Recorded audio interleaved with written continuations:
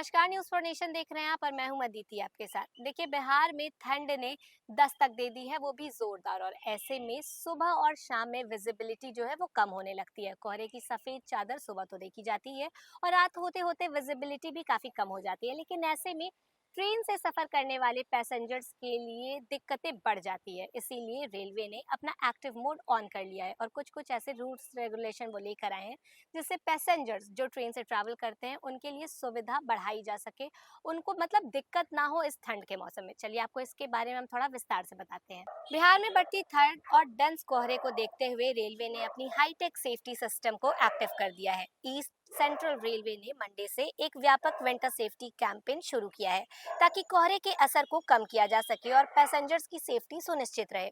Danapur division में हालत और भी ज्यादा सेंसिटिव है। यहाँ लगभग 40% स्टेशन फॉग प्रोन एरियाज में आते हैं, जिसके चलते सुरक्षा प्रोटोकॉल और भी कड़े कर दिए गए हैं। ईसीआर के सीपीआरओ सरस्वती चंद्र के मुताबिक ट्रेन ऑपरेशन को सेफ रखने के लिए जीपीएस बेस्ड सेफ्टी सिस्टम लागू किया गया है। ये सिस्टम लोको पायलट्स को रियल टाइम अलर्ट देता है, आने वाले सिग्नल, स्पीड रिस्ट्रिक्शंस और ट्रैक की कंडीशन के बारे में। साथ ही लोको पायलट्स के लिए स्पेशल काउंसलिंग सेशंस भी हो रहे हैं ताकि नाइट शिफ्ट में विजिबिलिटी अचानक से कम होने पर भी उनका अलर्टनेस लेवल हाई रहे। रेलवे ने टेक्निकल अपग्रेड्स के साथ साथ फिजिकल विजिबिलिटी बढ़ाने पर भी फोकस किया है।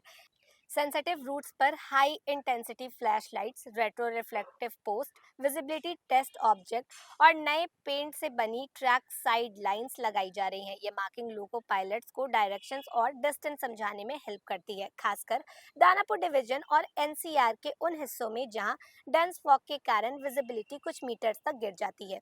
मेंटेनेंस टीम को भी सभी स्टेशंस पर हाई अलर्ट पर रखा गया है। ट्रैक पॉइंट्स और सिग्नलिंग इक्विपमेंट्स की रेगुलर चेकिंग हो रही है ताकि कोल्ड वेदर से होने वाली टेक्निकल खराबियां पहले ही डिटेक्ट हो जाए। सिग्नलिंग कैबिन्स में भी वेदर प्रूफिंग की ओर मजबूत किया गया है ताकि ओसिया फास्ट उपकरणों को प्रभावित ना करे। ट्रेन ऑपरेशंस के दौरान एक्स्ट्रा स्टाफ की तैनाती भी की गई है।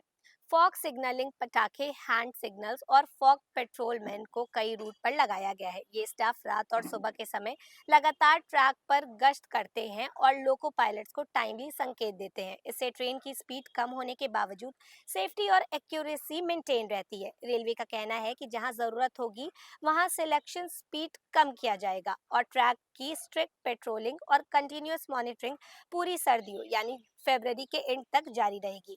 तो देखिए, टेक्नोलॉजी और ह्यूमन अलर्टनेस के कॉम्बिनेशन से रेलवे को उम्मीद है कि बिहार में घने कोहरे के बीच भी रेल सेवाएं सेफ और स्मूथ चलती रहेंगी। तो देखिए, ठंड के इस मौसम में जहाँ कोहरा घना होता है और रात में विजिबिलिटी कम हो जाती है, वहाँ रेलवे का पूरा प्रयास है कि पैसेंजर्स को ज्यादा दिक्कतों का सामना ना करना पड़े।